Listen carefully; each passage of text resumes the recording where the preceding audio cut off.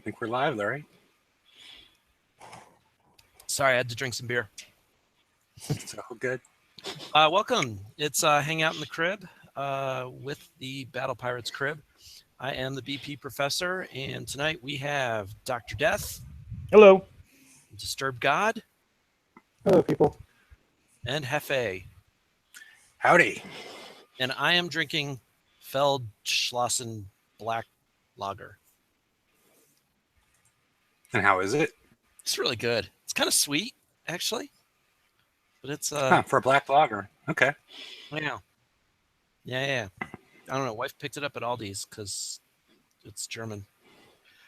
And I don't know, leftover from Austria trip, German tastes or something, but it's good. So anyway, we're going to talk about siege hulls tonight. Looking forward, and maybe we'll look back a little bit at Uprising and how things went in the raid. So I'll share my screen and we can get rolling. Sounds good.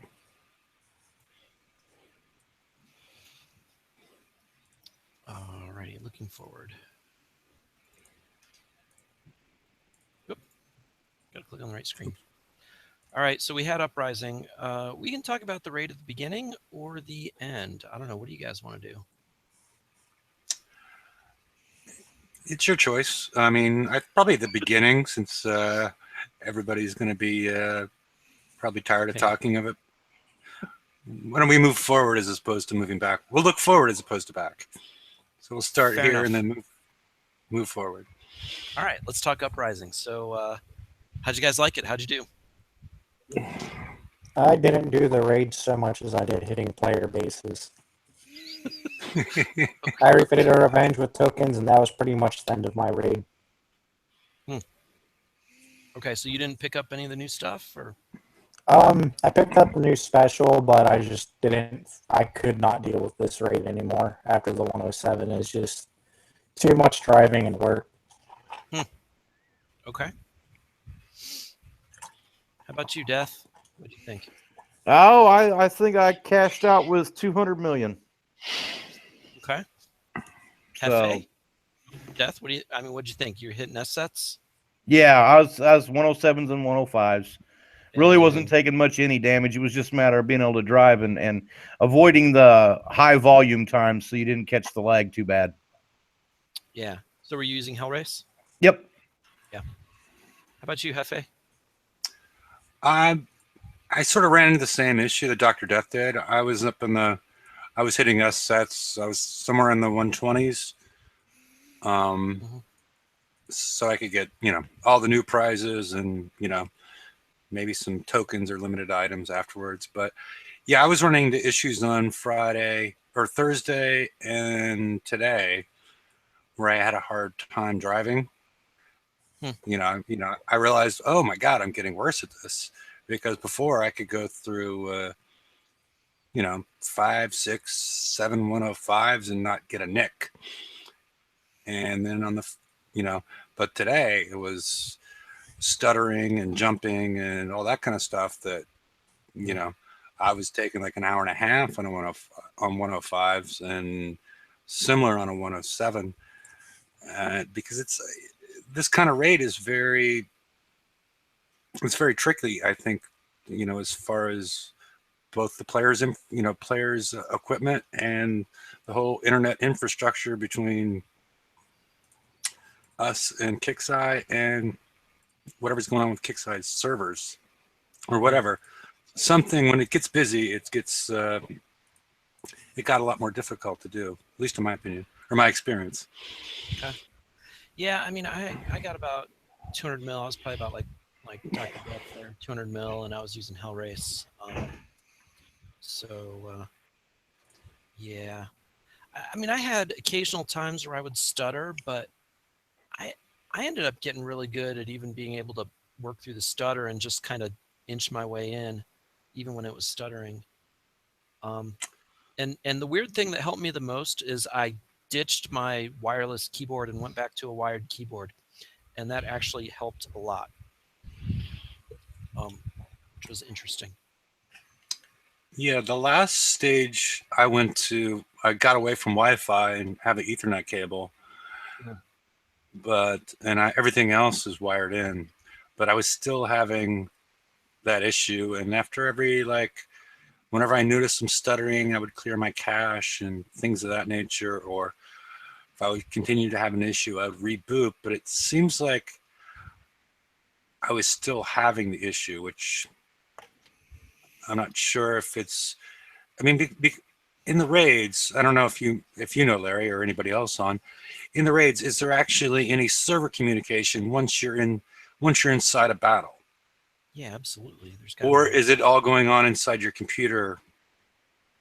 No, I'm sure it's server. I think the movement is computed on the server, not on the client. Okay. Too easy to hack. It was on client. Yeah, I noticed. I could tell when I was starting to get lag because I'd have trouble getting the map to scroll properly, and at that point, then I would know I was gonna have a rough time inside the target. But as long as my map was scrolling fine, I was having no issues in the targets. So it was just a matter of, and there were high volume times. It seemed like, mostly in the evenings here in the States when we'd hit high volume times, and I would start to experience that. Okay. That wasn't after like 3 or 4 beers, though, right? No. Okay, just making sure. Sometimes things coincide, and and we jump to one conclusion as opposed to another. Yeah. And then, sorry, go ahead. I don't know about you guys. I mean, this seemed like a high drama raid. There were a lot of people that were just like in my alliance. People were just upset because they weren't getting help, and everybody was working, to try and do their own raid. And well, Kixeye set the points so high that there weren't a lot of people helping this time because they were so focused on trying to get points to do their own raid. And then on top of that, with the wait time that you have to prep a target and then sit there and wait for the timer to expire before you can walk out and let someone else finish it off, that was that's really hurting helping the community. Yeah, it hurts the helpers. Yeah. So yeah, I don't know. It was there were people who were pissed off, and I don't know. My rule of thumb is don't help anybody who's asking on the first day of raid or anybody who hasn't tried. Well, yeah, there's that too, and there were some people that were asking on day one, and they certainly got blasted in comms with well, there's a guy in my sector who I actually went and found his cords, but he was bubbled. I was going to smash him if he wasn't. Because he's going to get help. He'd ask somebody for help. They'd help him. He's like, well, can you finish the set for me? He's like, you asked for 71. Now you want me to finish the set? And I was just like, no. So I don't help anybody who asks for help on the first day of the raid, and nobody who won't try it for themselves. I mean, I fully agree with you, Disturbed. But the thing is when you look at it, there's so many people that, the last couple of days of a raid will get help. You know what I mean? You've watched them grind out C sets, and then okay, well, my raid's done. They're running C sets, but this raid was different. They had the points set so high, and that delay on that timer was so brutal that even in the 5th and 6th days of this raid, which it was a 6-day raid, there were still people trying to grind just to make certain that they got all the prizes they wanted. Yep. Yeah, that was definitely an issue, but I'm just saying generally for all raids, that's what I do. But yeah, this raid is definitely a tough one because usually if you want the new stuff in a raid, you need about, 100 mil, say, to get the new stuff, any limited specials and all the tokens. You need under 100 mil. This raid, it was 90 mil just for 2 ships. Yeah. I mean, I had 200 and I still had stuff I could have gotten. Yeah. Yeah, I still had a few limiteds I could have claimed. Yeah. So yeah. All right. Is that enough about Uprising? Yeah, I'd say so. I'm just glad to see it's gone. This is the last raid set, so. That's right. We got Siege raids coming up. And well, Disturb, what are you going to do with all your ghost crawlers? Oh, I'm going to refit the one I built for this raid to be a backup for southern bases. Okay, all right. I think I'm going to try to get this one at 60 combat speed. Don't forget, these targets from this raid are the new uranium targets. Yeah.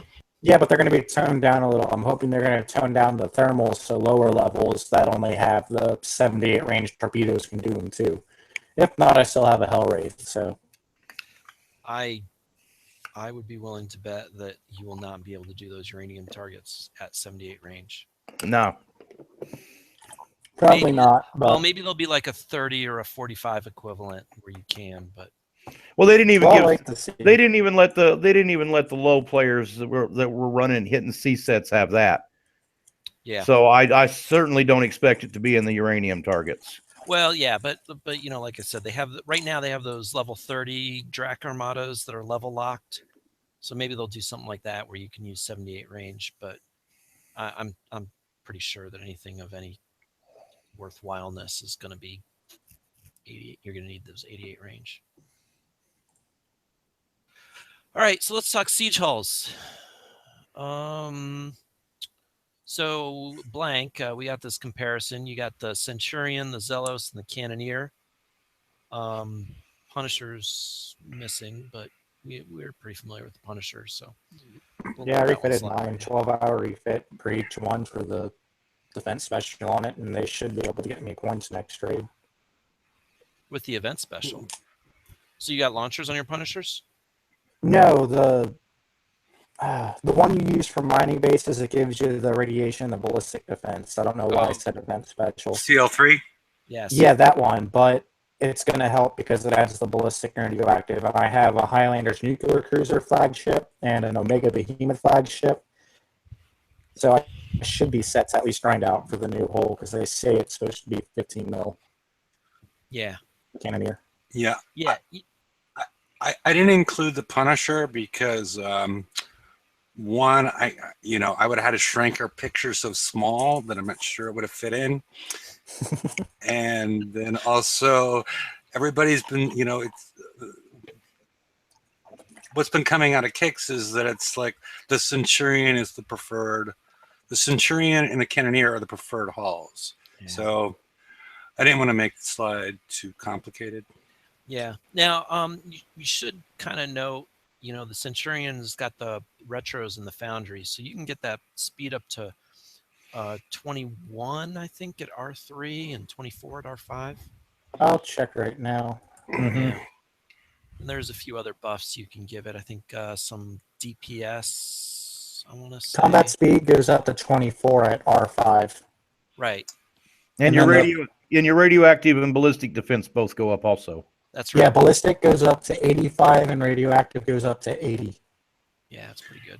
Yeah. The main reason I put the slide together is for people that, as you'll see as it progresses, that maybe just, like mid to low level players that maybe just won the Centurion and maybe the Zealous.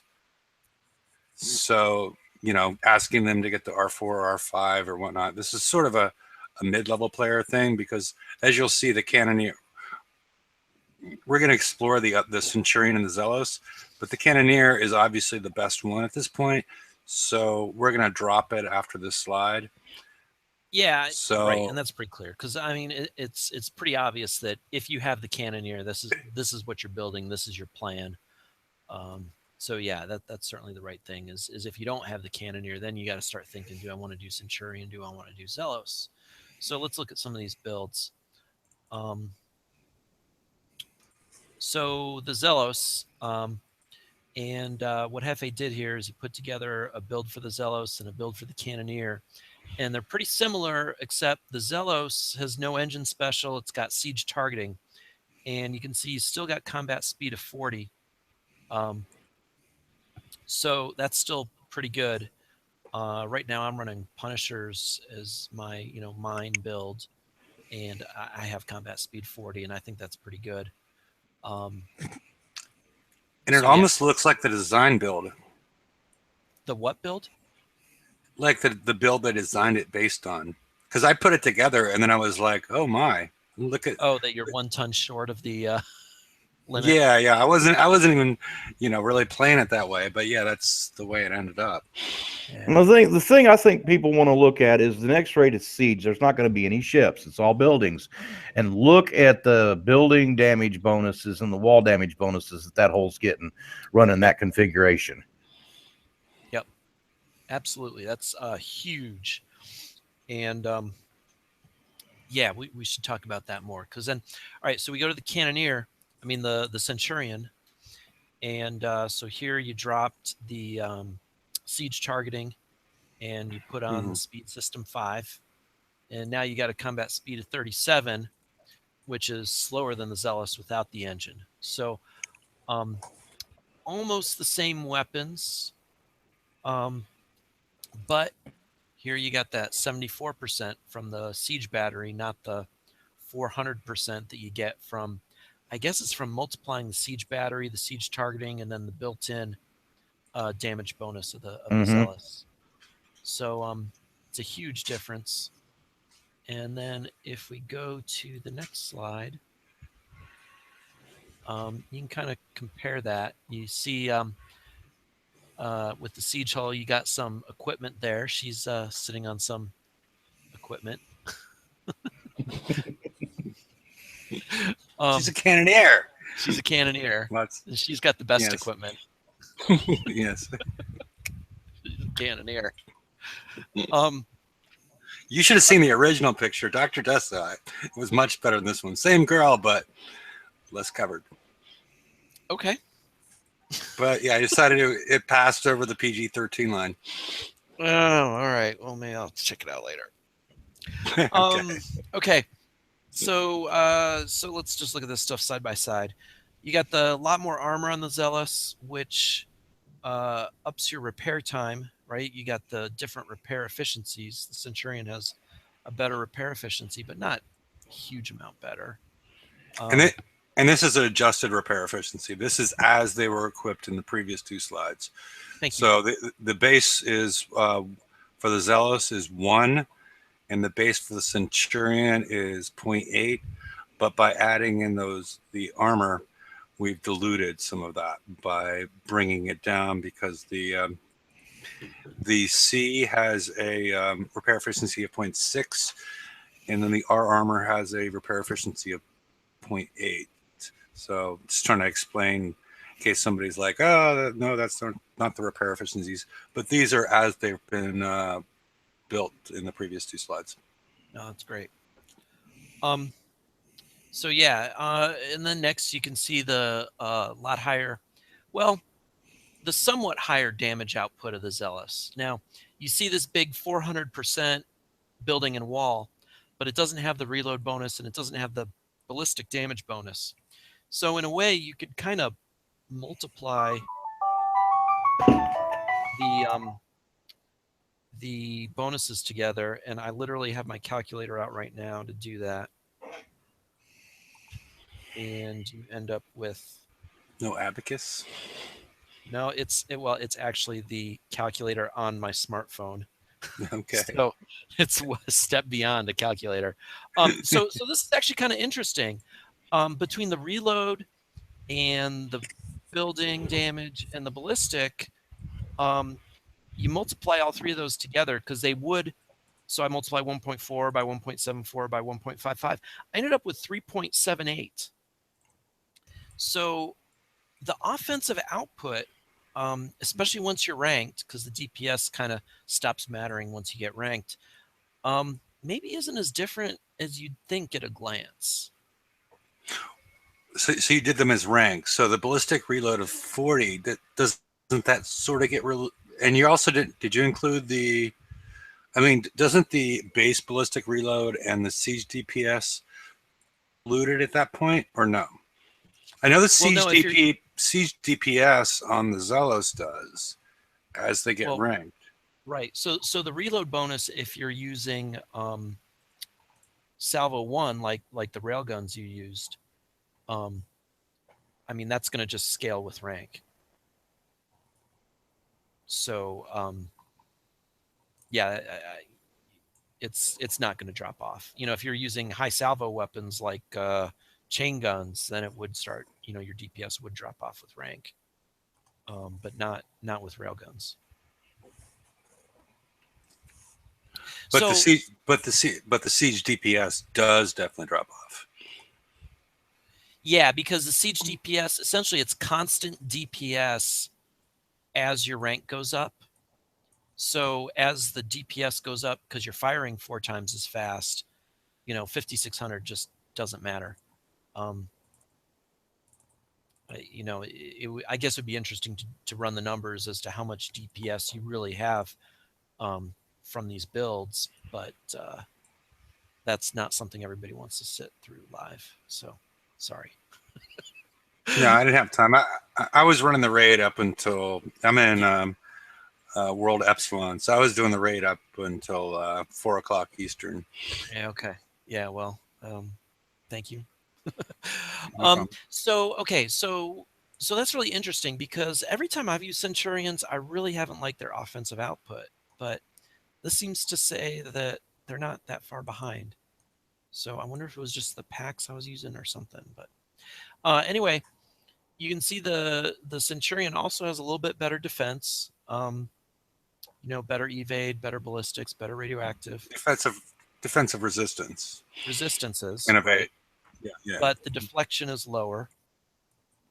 So how that's going to balance is really anybody's guess, because it just depends on how much damage output, essentially damage per hit, these whatever we're going to be up against is going to put out. So you don't know yet. Yeah, because it could be 265, which could be a fairly big chunk depending on how they structure it. So so there's that. I mean, the speeds, the Zealous is a little bit better, but not drastically better. And then we already talked about the repair efficiency. So, coming into this, and especially at a glance, you'd think that offensive output of the Zealous would really put it over the top. But when you run the numbers, maybe it's not so much better than you'd think. And certainly the build time. Do you have the build time on these charts? No. But the build time for the Zealous is going to be 3 days longer from the hull, and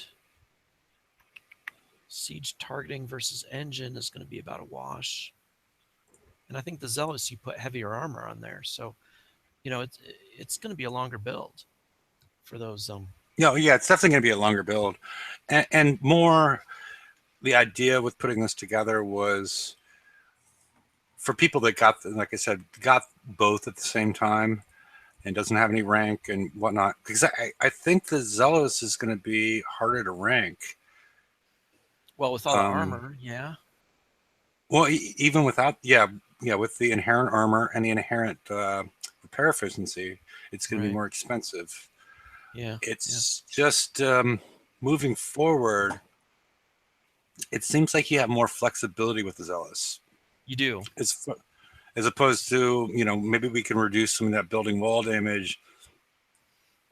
And maybe we realize that we need to have a combat speed of 58.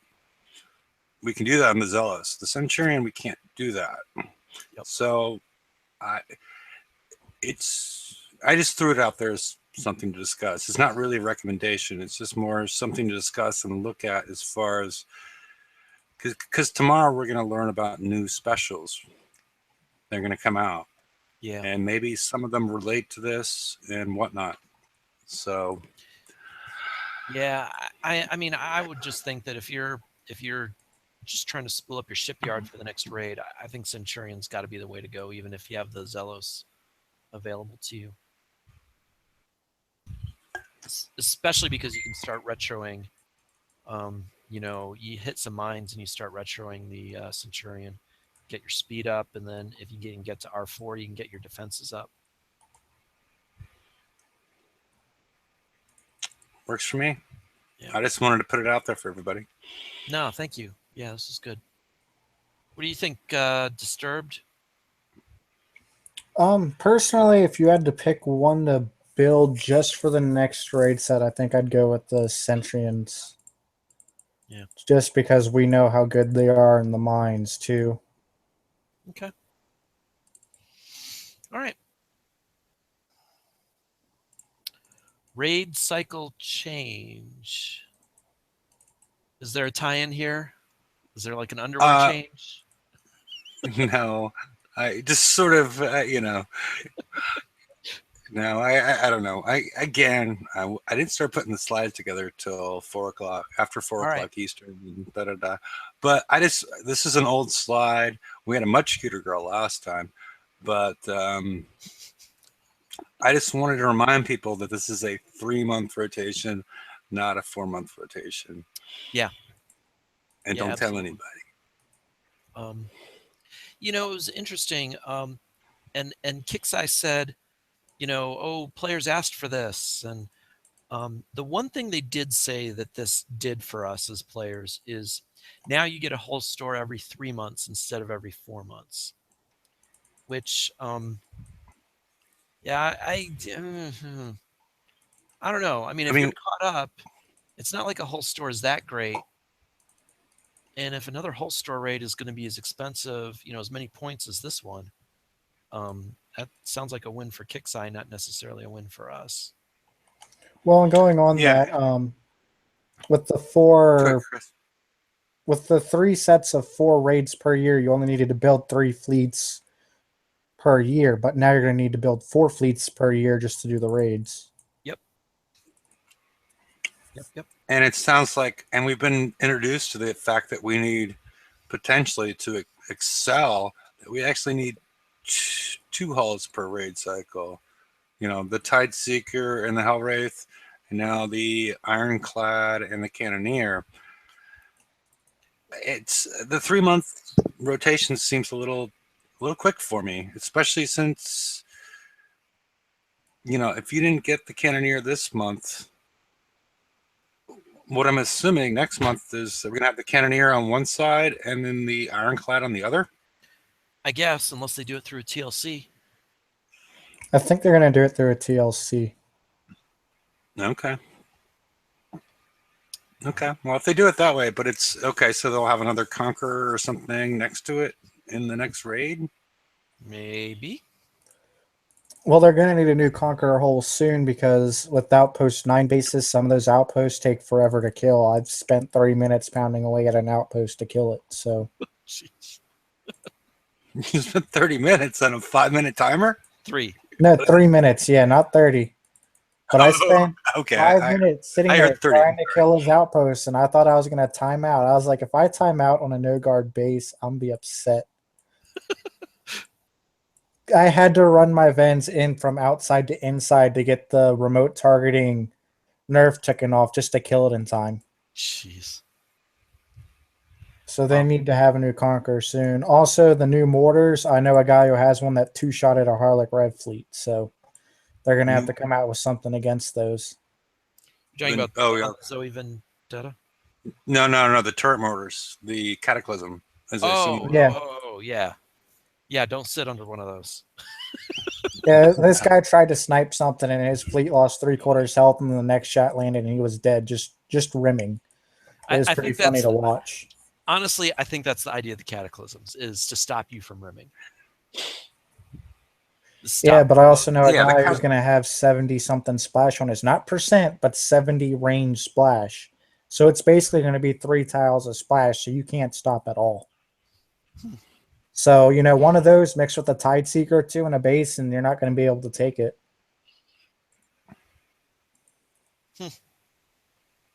Okay. All right. Well, I guess that's it for the upcoming cycle. Any other thoughts on the 3-month cycle? Less time to adapt, get your fleet built. Well, and also, I don't know if it's necessary for the players to get adapted, but it is for Kixeye to get adapted. I mean, we talked a little bit. You weren't on the Friday show, and I think I might have mentioned on the previous Wednesday show, is the fact that the last couple raid cycles, Kixeye seems to have sort of a hard time on the first one. Oh, yeah. And then a little bit on the last one as well. So you're only leaving one sort of good raid cycle for a lot of players, because you mentioned there was a lot of anxiety and complaints and whatnot going on with this raid cycle. We also had the same thing with the previous raid cycle if somebody hadn't built the Zoe's Apollo. So you've sort of sweetened their, the point where everybody loves them.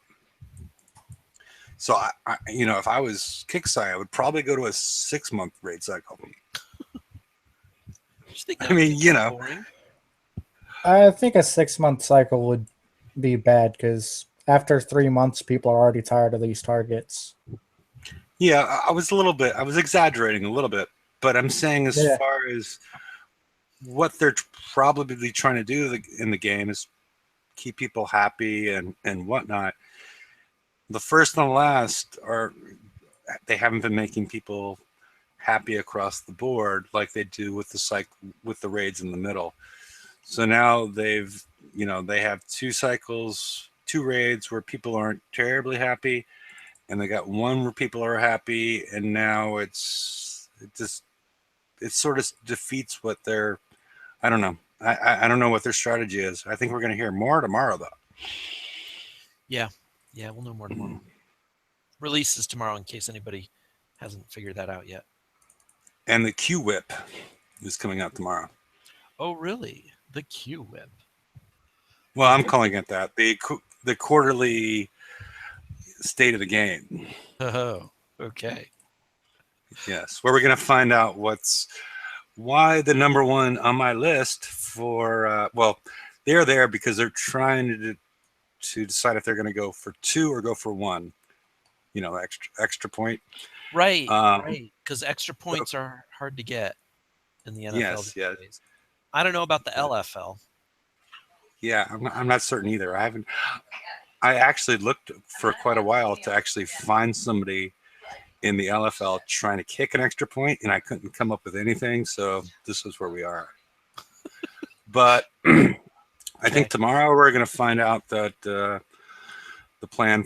It seems like we're going to find the plan forward in regards to people using vendettas in the FM, and everything that we've heard and rumored going out is that that Kicksite doesn't like that, and either you're not going to be able to use it, or there's going to be some sort of limitation, or something bad's going to go on.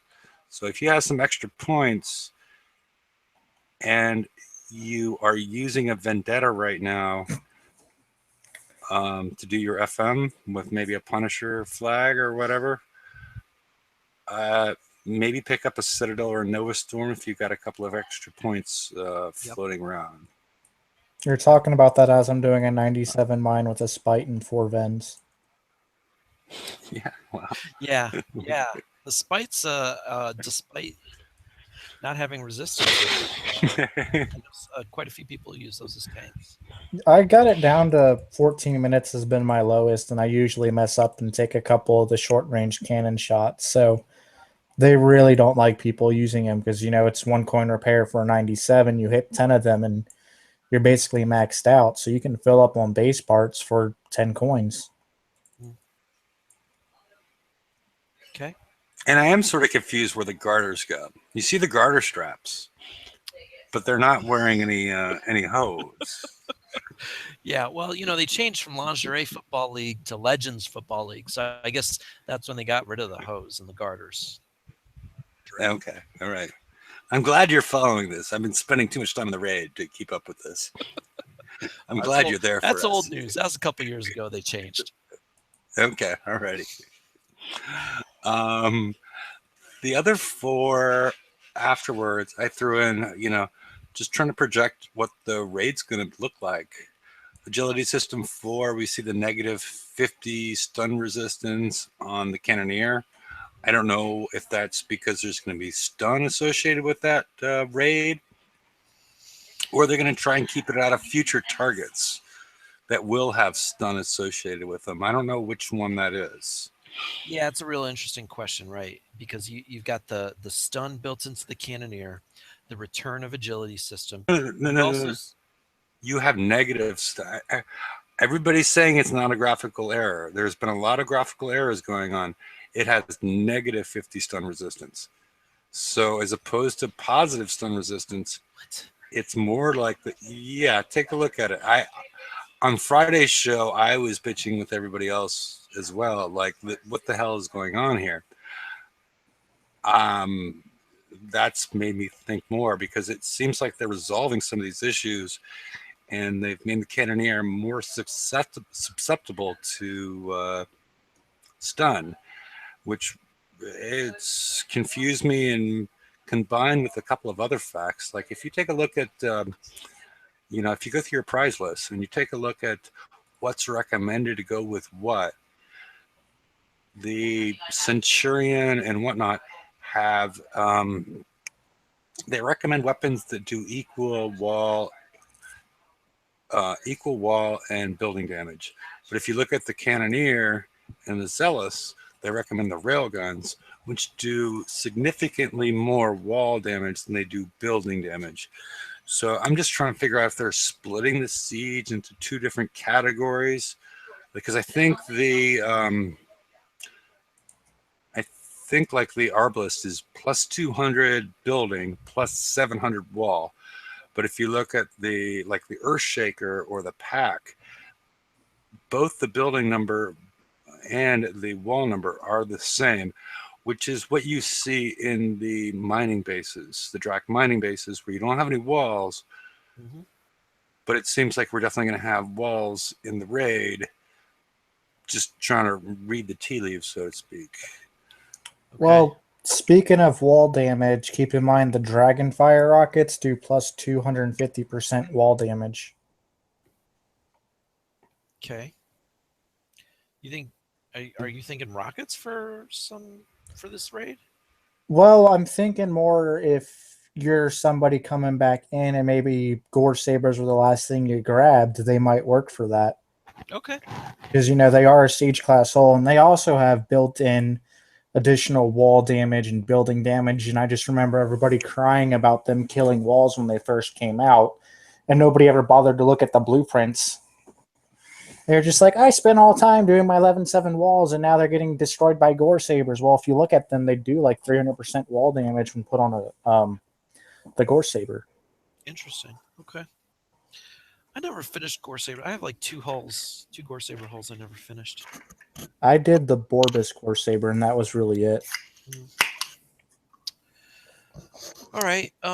Yeah. So the other thing I was mentioning was that you got the alloy, the D5S, right? The stun resist armor as well that we saw. So that's another thing making me curious about stun. I guess we'll just have to wait and see. Yeah, I'm sorry I'm back. Miss Professor doesn't get me new drinks. Well, I'm thinking maybe with the minus stun resistance, it's so people don't auto them. Maybe there's a big stun gun that shoots and does spread damage, and you have to move out of the way of it. So you can't just auto them because you'll get hit and then you'll be stunned for super long. And maybe that's why it's got such a high combat speed. It's got a dumbfire splash pinch weapon. I'm thinking more likely because of the range differences that, if you take a look at, like the example would be the EMP blast in your base, which has a range of 102. Maybe we're going to get a weapon that expands it to 103. Who knows? Yeah, I mean, you have 100 range on Arbalest with Cannoneer. Yes, so basically maybe it has a EMP blast range of 99, like sort of, or 100, sort of like what we've been seeing in the last raid, where you sort of have to you got to stop, tickle the range of that EMP blast. Yeah, I mean, there's already a little bit of that in the mines. Those launcher turrets, you can stop out of range, if you're careful. Even without these plus 50% built-in range, you can do it with punishers and stuff. You can stop out of range, but if you just click, you're not going to stop out of range. So maybe there's going to be something going on with that. Yeah. All right. Anyway, so make sure you have alloy CL or reflective coating, right? Generally you can, if you're using two specials for resist plus evade, you can use alloy and agility, or you can use reflective coat and layered armor. Those are two combos you want to think of. Make sure you have the stuff to do at least one of those for your next siege build. And then hydro resistor is always nice. I was getting low. I just got 5 more. The concussive resist is good when there's torp towers and stuff. Yeah, that's why I threw it in there, because of the existing siege targets do have torps thrown in. Yeah. Yeah, They'll probably have- I guess to prevent the Cobra Tigers. Yeah, exactly. Kickside loves their torp towers and Yep. siege targets. And those are, by the way, those are technically assault. You need assault deflection to deflect the damage, and anti-ship damage. Those take ship damage, not building damage. Just as an aside. Yeah, and they give you VXP like Yeah. nothing else in there does. On the positive side. On the positive side, they're Yeah. basically ships, not buildings. So there you Yes. go. Okay. Again, hulls to look at: Centurion, Punisher, Citadel, Nova Storm. We just talked about all that. Anything else? Yeah, I just threw these in here because I didn't delete them as far as in case we had somebody wanted to talk about another prize. If you had a couple extra raid points left over, I just didn't delete this. Yeah, nothing So we jumps we can skip through all of them unless somebody's got something to say about them. All right. Going once, twice. Click. Other weapons. You got the mortars there, the coax, and the pack. Yeah, I was The Phantom surprised. mortars.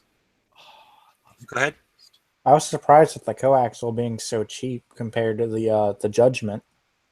The Judgment's way better. Yeah, but still, the coaxials.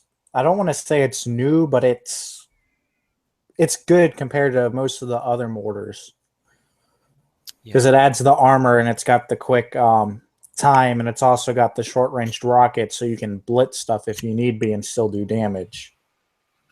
Yeah. I was expecting it to be around 4 or 5 mil at least. 5 mil actually. So I still, I still say the Arbalest is better than the railgun. I just use less of them for building. It's because of the weight. Yeah, I know, but use less of them, and you'll Yeah, they are. Yeah, you can use less arbalists and still get that massive punch from them. Yep.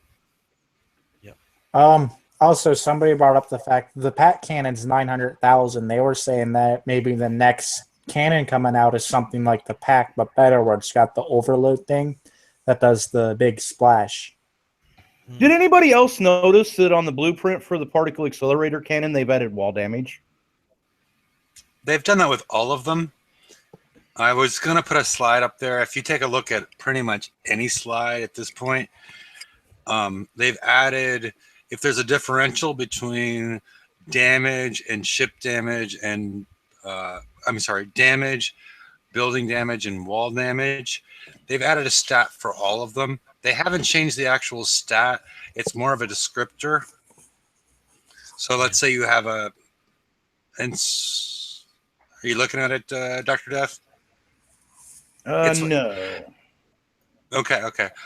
More what personally I think it's there for is the fact to highlight the fact that I think we talked a little about it a little bit before, but like the Arbalest, the ship damage is 100%, the building damage is 200%, the wall damage is 700%, and then if you take a look at like the pack, it's 100% for ship damage, and then it's I don't even 250 and 250. The fact that they're trying to highlight the difference between wall damage and building damage, and all the rail guns have higher wall damage than they do building damage, and things like the Earthshaker, the pack, and what else am I missing? The Earthshaker and the pack, they do the same amount of building and wall damage. So they're not like wall assassins or whatever. But the Arbalest and the Railgun are wall assassins. They do massive damage to walls. Unless somebody knows better as far as why they added that stat in there.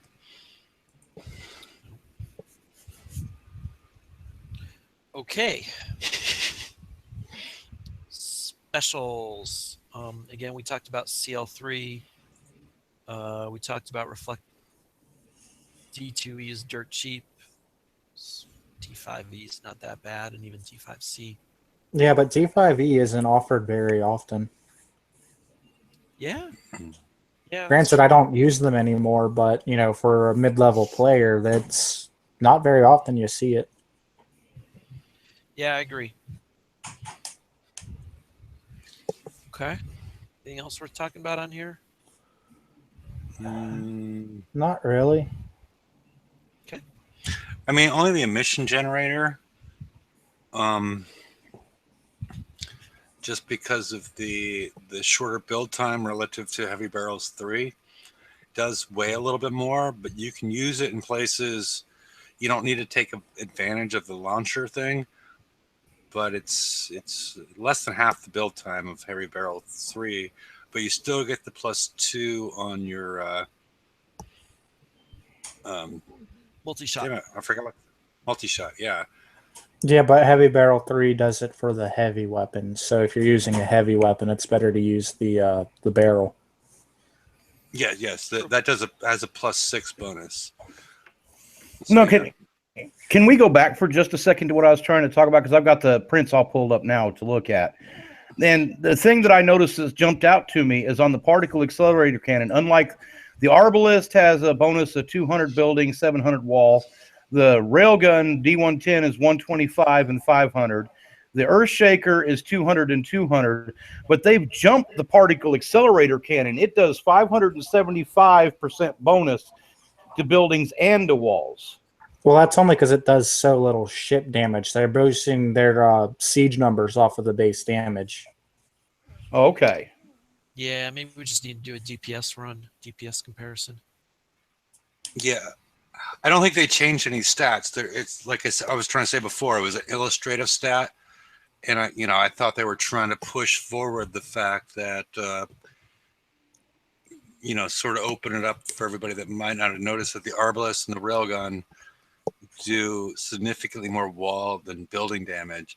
And I took that as a clue, meaning that in the raid, there's going to be some nasty walls you need to take down. That's the way I took it, personally. Well, you probably are right. I imagine they're going to be level 9 walls in there. Yeah, and the ballistics don't really touch walls. I had some guy try to run 3 malices down my channel. It did not work out for him. He didn't even get to the first level 9. Walls. Yeah, level 9 walls, ballistics can't even scratch them. Okay. Okay. I think everybody's been pretty consistent in saying get the glacial if you don't have it. I actually have mine sitting on the outside edge of my base. Weird. Because you're difficult? Well, no, because somebody brought up a good point. Each of those little ice fields will trigger a resonance battery on a revenge. So if somebody's got that on their revenge and they come in, that's going to stack quite a bit. But I have been thinking about moving it back in because in order to have the resonance battery on there, you have to take off a siege battery. And I don't think most people are willing to take off a siege battery. Yeah. Okay. Skip the Wendigo. Not only is it kind of not that useful anymore, but it's got a really long build time. Yeah, and it's expensive. You're better off. It's not that it's an awful turret because this is from last week. Not that it's an awful turret, but I would rather you spend your points elsewhere. Yeah, I rebuilt mine. And it was like 18 days just for the Wendigo. All right, limited hydro resistors, agility. Gale defense 3s. Gales, yeah. Cobras. I don't know how. I actually haven't seen many people use them because you can't, zombie scatter tigers and go suicide in people's fleet. So most people don't use them. Yeah. Yeah, and once you've started up the armor on your on the turrets, it's harder to prep at this point with them. Yeah, and getting through walls is a real pain because I've already had people try that and they don't really do the walls either. Yeah, the scatter guns are about like taking ballistics against those walls. Yeah, plus they're like a 2-day build time for just one, so they're not worth it. If they dropped the build time to 10, 4 or 12 5 hours. hours. Well, 10 to 12, I might do it because I have no need for antipode tigers anymore. So, but yeah, 4 or 5 hours for them would be great. Because they really just aren't the damage. You know, when they first came out, that was the prep ship. You know what I mean? Period. But Yeah. now that with the targets that we're hitting, the Cobra Scattergun just does not have the power. You know what I mean? Yeah. To break through. Yep, it's not worth the points, especially since it's limited. Maybe if it was a pack and not just one, it's not really worth it. Okay. Breakthrough. So I wrote about Uprising. I wrote these about Uprising. It's probably worth debating, but so the breakthrough and the screw up are related. So, I mean, I'm going to say it. This was a skill-based raid, and players have been asking for that, right? You know, it took skill. You had to have the right ships and the right driving pattern, and hopefully a system that wasn't lagging too much. I mean, we talked about that at the top of the show. But so there's a flip side of having a skill-based raid, which is half of all players are below average. Okay. And I knew people with good Hellwraith builds that couldn't do the raid. Yeah. I had bad internet connections, but them are probably below average drivers. I think if Kickside wants to start putting skill-based targets in, then they should have worked it up. You know what I mean? The difficulty should have increased slightly over each raid series, you know what I'm saying? So that people learned to drive those subs to the point where when we hit this last raid cycle, they were ready for this kind of, you know, skill requirement. And Kickside didn't do that. Instead, they just hit us and people gave up. You know, after the first raid, people were giving up. I know so many players that, you know, went after a few tokens or whatever and then went out hitting bases or, you know, working on building their base up, or, you know, people just did not participate like I've seen in past raids. Okay. I mean, I had the skill for it. I didn't have the fleets built. It's insanely hard to do it with just a single Hellwraith. So I just got bored of the raid and went over to hitting bases. But Yeah, you know that. They really should have started off with, like, say, 85 thermal and then just slowly worked it up over the raid targets so people learned to drive. Because that first raid, people were just sending their fleets throughout the whole thing, not caring. Second raid comes, and now they have to creep up, and they just gave up. Okay. Well, that's the end of the slides. I'm sorry. I had to step out for another drink. I need to hire that Miss Professor person to bring me drinks. Yeah. But what did you say about the you know, that half the people can't drive? I mean, you know, maybe it was lag, but there's definitely players who are better drivers than others. Yeah, I mean, we talked about it a little bit at the beginning, the fact that, like, Friday and today I had a hard time driving. So I think a lot of it has to do with this kind of raid where you're required to meticulously and move meticulously.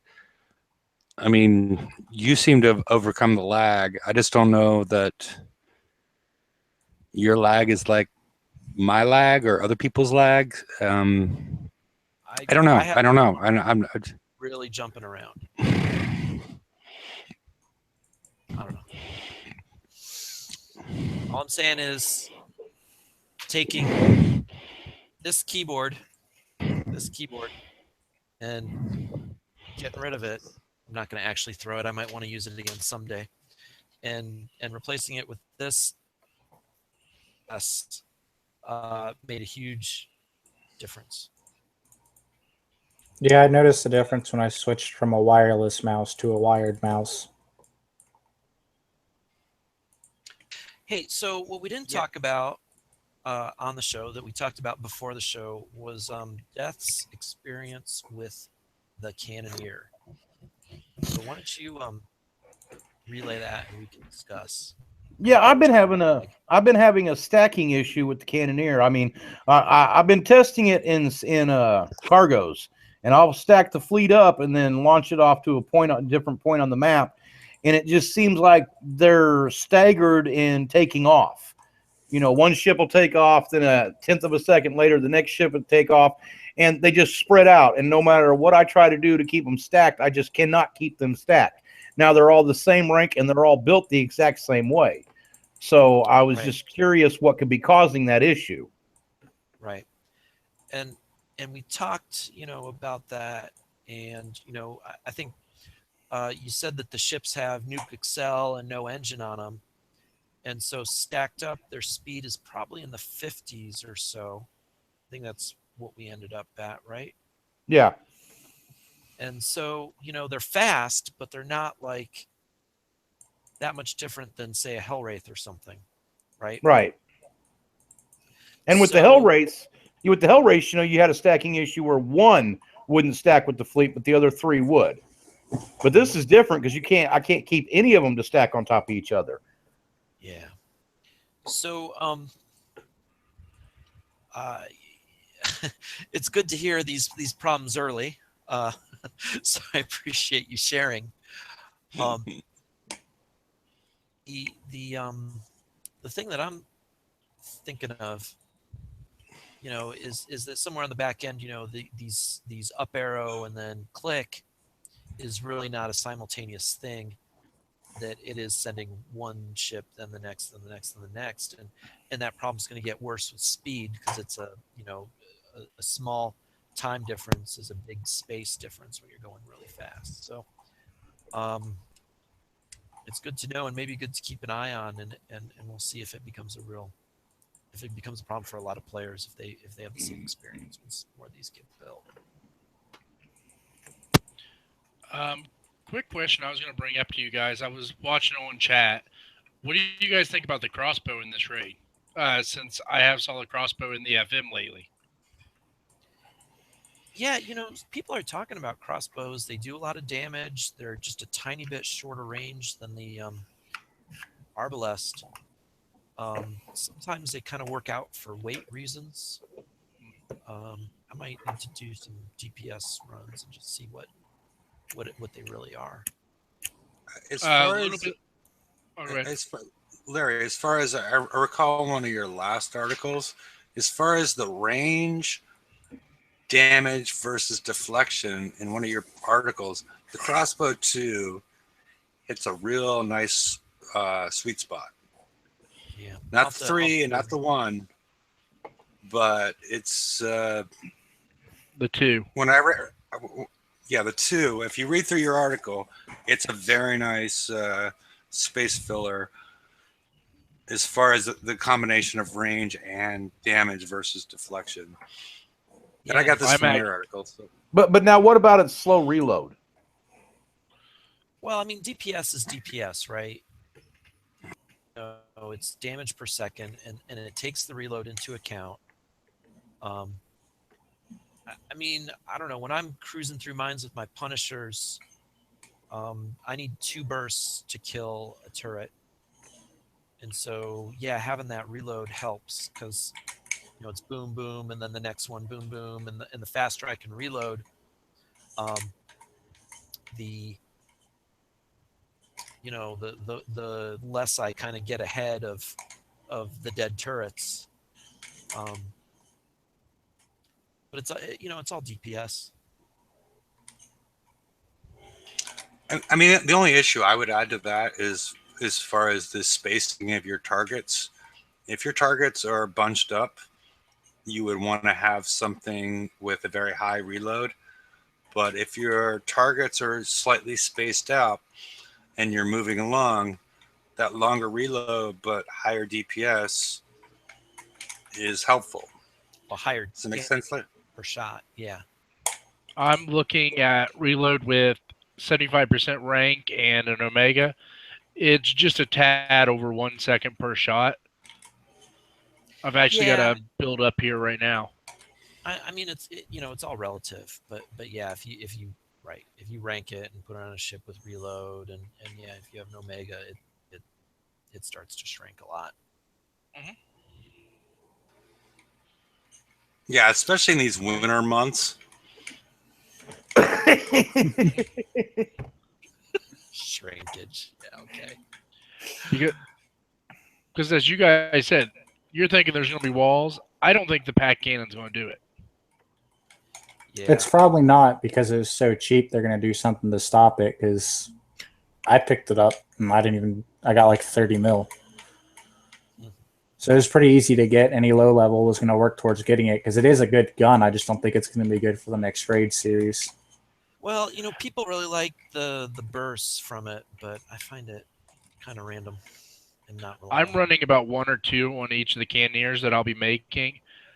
But I will admit, I did help a lot, and I helped a few people that did give me some coins.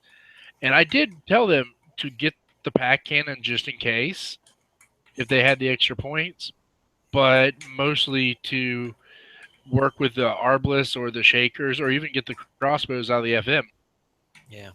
I mean, I will say for the bug that's in the pack cannon, any lower mid-level player that's willing to put the seat time in, the pack cannon will be your best friend as long as you're willing to take your fleet in the target and park it for 2 minutes. And then bum rush the weapon platform and turn around, get away, and sit for 2 more minutes. You'll obliterate it every time. I mean, the only issue I have with that is the fact that Kixeye is fine with changing things potentially that aren't on the blueprint, that are potential glitches inside the game. And that's probably feels that way. Okay. We should stop for a sec because I don't know that everybody knows what Death is talking about right there, which is that although the pack is described as saying a 0.3% chance to fire off the big blue burst and obliterate stuff, the Papa Smurf.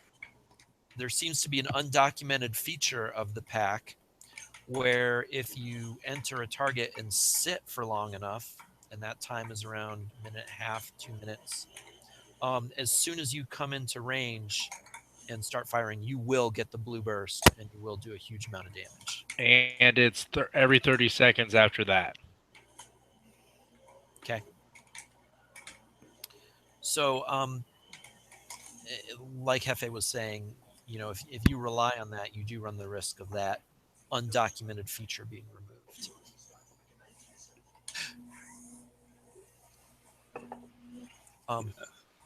But it is pretty nice when I've seen people do it. Yeah. I've seen some things happen with it, but yeah, I mean, if the Papa Smurf is overly exploited, I think they'll find a way to end it because it's not in the blueprints. Give us 10 targets or 10 platforms and 10 minutes to do it. Yeah. I'm not sure what that means, but yeah. Basically make it so you have to hit it twice to kill the whole turret if you wait 2 minutes and 30 seconds apiece. Oh, the splash on that particle accelerator takes out most of any platform. But I meant spread them out in different areas, like the 107 or 109, for instance, in the FM. Yeah. All right. I recall for the I think it was like a 1 week period of time because is somebody playing ping pong? I don't know. Sorry, me and Death was playing beer pong. It just sounds like ping pong's going on. That's probably my Xbox controller. Okay. I'm not hearing it. No, but never mind. No. I'm distracted now. It just sounds like people are playing ping pong somewhere. And I'll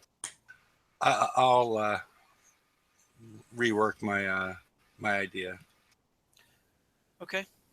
So, are you guys hopeful that we will see the new Armadas tomorrow? Oh, I don't know. Well, now that we should see both. The Kixeye said that right after the raid they were going to bring out the new Armadas and run them for a month side by side with the old Armadas. So we should see, the test run on the new targets. I'm actually more excited about the new Armada targets than I am about VXP weekend. Curious why? Yeah. Because as everyone knows, if they've saw my video and stuff like that, I pretty much autoed the raid, and I came out with 234 million. So I want to put my fleet up against the Armadas and see how I do. Were you using Tide Seekers Okay. then? Yeah, I was using Tide Seekers. One Harlock Tide Seeker with 3 regulars with 11 calamities and a mayhem. I was Yeah, he's using averaging. calamity types of this. Yeah, I think I saw that build floating around.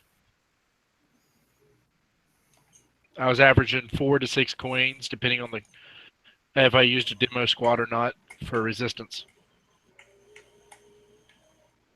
4 to 6 coins per set or per target? Per set. Yeah, that's pretty good. Yeah. All right. Hey, Hefe, you want to shut down the stream? You gonna hang out for a Sure. bit? Yeah, I guess we can announce the after show if anybody wants to show up. But I guess we don't have anybody to say something inappropriate as I end the show. So I will copy and paste the Hangout links in case anybody wants to join us for a few minutes and answer any questions you may have or learn us up on what you're up to. So, unless anybody has any last words. Good night. Good night, guys. Night. Night. Later, peeps.